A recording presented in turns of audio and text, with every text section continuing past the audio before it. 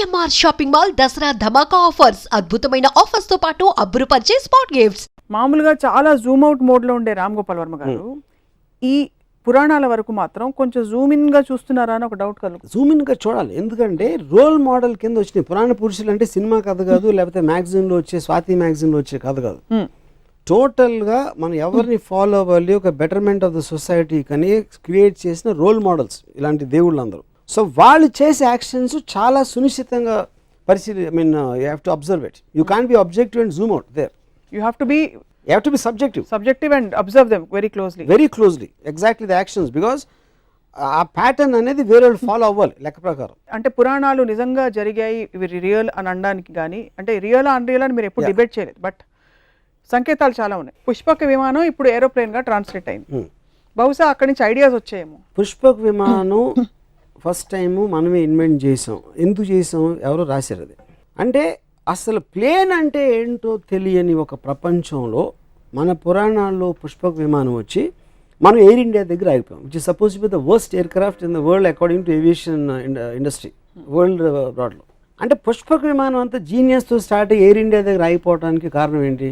ఎందుకంటే air India అనేది practical applicants, Pushpaka విమానం అనేది ఒక రచయిత ఊహ, అది లేదు అప్పుడు. సో మనం ఇన్ని సంవత్సరాలు అంటే ఇన్ని థౌజండ్స్ ఆఫ్ ఇయర్స్ ట్రెడిషన్ ఉండి, ఆ సివిలైజేషన్స్ ఉండి అది ఉండి మనం అసలు ఏమి ట్రెడిషను, అసలు దాని కల్చర్ హిస్టరీ లేని అమెరికా ఎంబసీ బయట మన లైన్స్ ఉంటాయి, వాళ్ళ ఇండియన్ ఎంబసీ అనక బయట అమెరికన్ లైన్స్ ఉండవు.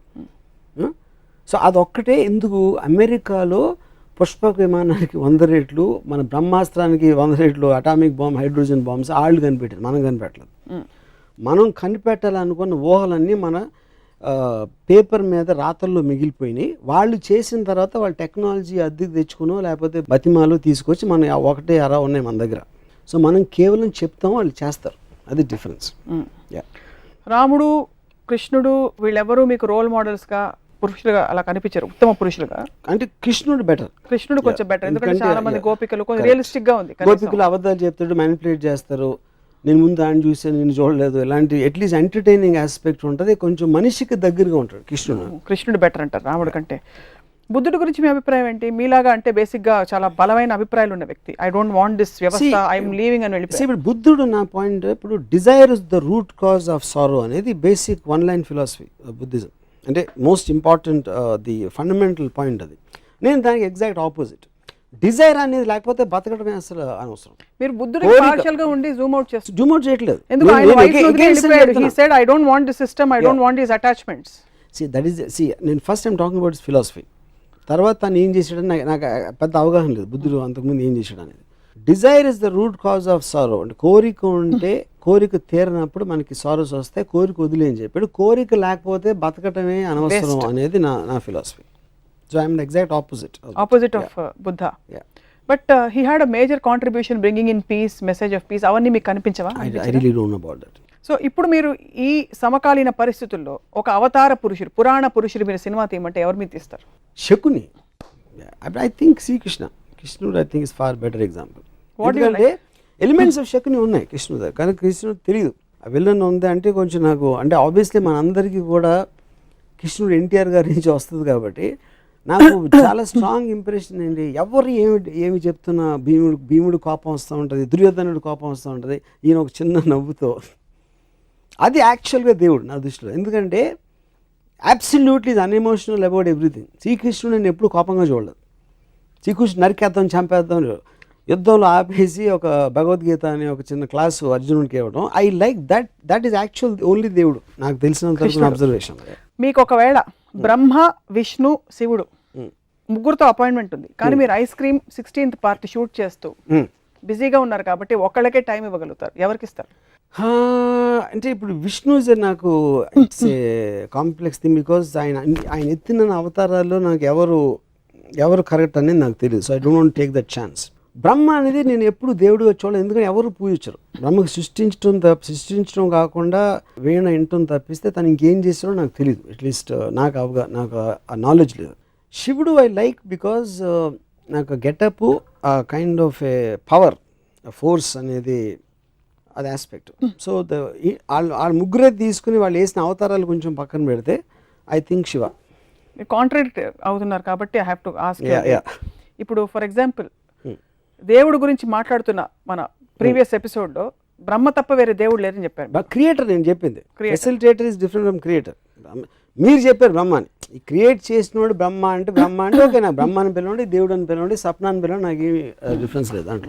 సో ఇప్పుడు క్రియేటర్ అనే దానికి తనకి క్రియేట్ చేసిన తర్వాత నాకు తెలిసి ఏం చేయట్లేదు కాబట్టి నేను మాట్లాడడానికి ఏం లేదు అక్కడ. తర్వాత శివుడు అల్ఖైదా కంటే ఘోరంగా సొంత కొడుకు తలకాయ నరికేశాడు అన్నారు. కరెక్ట్. బట్ శివుడే కలుస్తారు వెళ్ళి. ఎందుకంటే టెర్రరిస్ట్ క్రిమినల్స్ కలవడం నాకు చాలా ఇష్టం కాబట్టి మీకు శివుడు ఆ ఆస్పెక్ట్ నచ్చిందండి.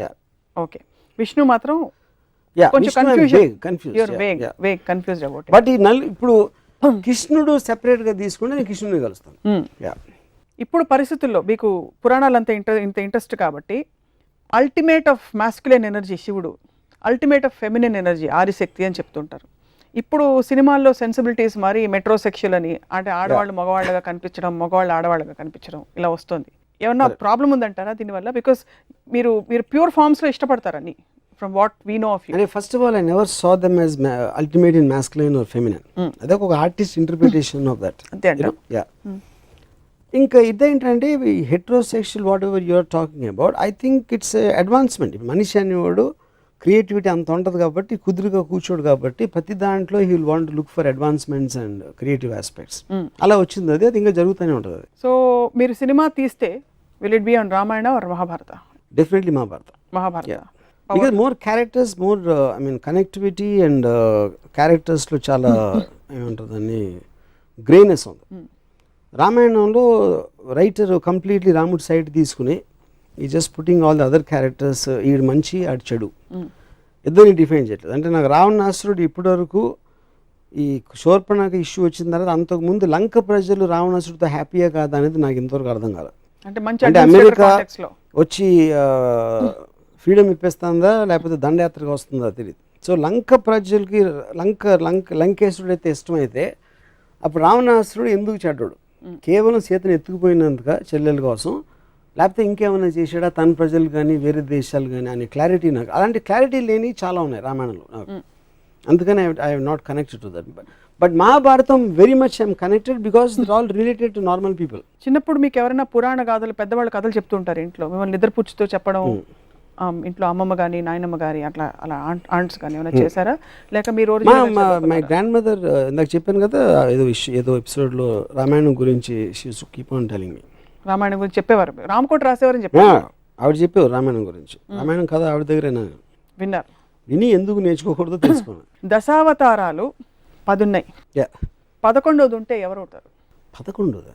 సపోజ్ దశావతారాల తర్వాత ఇంకొక అవతారం ఉంటే ఎలా ఉంటుంది అనుకుంటున్నారు? Maybe NTR the human being. NT రామావతారం అవుతుందా? నాకు అందరి దేవుళ్ళు కానీ ఎక్కువ ఎన్టీఆర్ కనెక్ట్ అయ్యాను. ఆయన చేసిన మూలానో వాట్ ఎవర్ మూల, even as a political person, as a politician, as a human being. As a human being I felt that he has far more better qualities than Rama and Krishna, original Rama and Krishna. Like for example? Everything. Like the way he speaks or the way he comes across, whatever it is. పురాణాలు కేవలం ఇది role models అంత hype లేకపోతే, కేవలం కథల్ని వాస్తవాలుగా చూడగలిగితే వాటికి తావు ఉందని మీరు అనుకుంటున్నారు? అలాంటి స్టోరీస్ పురాణాలకి దేవుడు కనెక్షను లేకపోతే ఏముంటుందని ఒక లార్జర్ దెన్ లైఫ్ ఆస్పెక్ట్, దైవత్వం లేని ఆస్పెక్ట్లో కేవలం కథలుగా వస్తే నాకు తెలిసి బి గ్రేడ్ సినిమా ప్రొడ్యూసర్ కూడా దాన్ని యాక్సెప్ట్ చేయడు. అంత లాజిక్ లేని అబ్సల్యూట్ క్లారిటీ లేని కథలని. ఇప్పుడు ఫర్ ఎగ్జాంపుల్ ఎపిసోడ్ చూసిన తర్వాత విశ్వ హిందూ పరిషత్ వాళ్ళు వచ్చి మీ మీద దండయాత్రకు వచ్చి మిమ్మల్ని మీతో ఒక డిబేట్కి రెడీ అంటే మీరు రెడీయా? ఇప్పుడు విశ్వ హిందూ పరిషత్ ఎవరు నాకు తెలియదు. ఫస్ట్ ఆఫ్ ఆల్ నా పాయింట్ ఎవరైనా కానీ, ఇప్పుడు నేను ఇందాక ఒకటి చెప్పాను, నేను I don't claim to be an expert on Ramayanam. నేను ఒక మామూలుడికి ఆ పురాణాల గురించి ఎంత తెలుసు నాకు అంతే తెలుసు. దాని గురించి నేను మాట్లాడుతున్నాను. అప్పుడు దానికి ఎక్స్ప్లెనేషన్ చేస్తా. నీకు అర్థం అవ్వంది ఏంటంటే శివుడు తన కొడుకుని ఎందుకు చంపాడు, తల నరికి ఆ ఏనుగు తల ఎందుకు పెట్టాడు, తన కొడుకు తల ఎందుకు పెట్టలేకపోయాడు అనే దానికి ఎక్స్ప్లెనేషన్ నాకు ఇస్తే I will very happily listen. I will be very glad. I might go and join Hindu Parishad. Join అవుతా. నాకు సాటిస్ఫాక్టరీ ఆన్సర్ ఇస్తాయి. సేమ్ థింగ్ అయోధ్యను వదిలేసి ఉట్టి ఎవరో ఒక పాతకి కైకేకి ఇచ్చిన వాటికి రాముడిని పంపేసి అంత ఇర్రెస్పాన్సిబిలిటీతో ఒక కింగ్ ఉంటే దాన్ని అది కరెక్టే తను చేసిన ఎక్స్ప్లెనేషన్ ఇస్తే నేను బిహెచ్పిలో చేస్తాను. కృష్ణుడు most intriguing character, most interesting character for you స్త్రీ క్యారెక్టర్స్ లో who is the most interesting character for you in the Puranas? I really doubt any stree character has ever been given importance. Always under the feudalistic as society లో రాసిన book కాబట్టి they're always relegated to the background.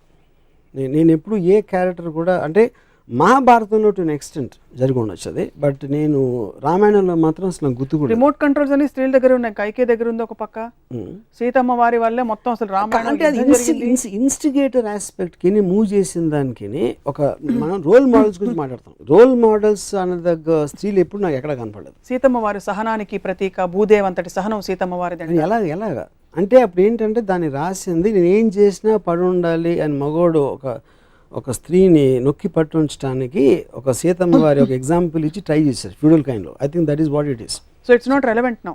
It is not relevant. It should not be relevant. What should she have ఇప్పుడు నాకు ఒక normal average Indian house wife she behaves like Sita. I think it is slavery. It is slavery. ఏం చేస్తుంటారు ఇప్పుడు? Modern Ramayanam జరుగుతుంది, తను ఊరుకోదు ఇలా చేస్తే. ఎవరైనా ఎత్తుకుపోయారంట. ఇప్పుడు ఏ స్త్రీ అయినా వచ్చేసి అడవికి వెళ్ళిపోతే అని భార్య మీరు వెళ్ళిపోతే నేను వచ్చేస్తాను వెనకాల అంటదా? ఎందుకు మీరు అడగాలని ప్రవోక్ చేస్తుంది కదా ఎవరైనా. అంటే అప్పుడు ప్రవోక్ చేయకపోతే పతివ్రత కదా. ఏ ఇంట్లో కూడా మన కుటుంబం మనది మనం చూసుకోవాలి ఎవరైనా సరే అనేది ఒక థర్డ్ అబ్జర్వేషన్ ఇవ్వటం అనేది ఏ భార్యకైనా తన రెస్పాన్సిబిలిటీ.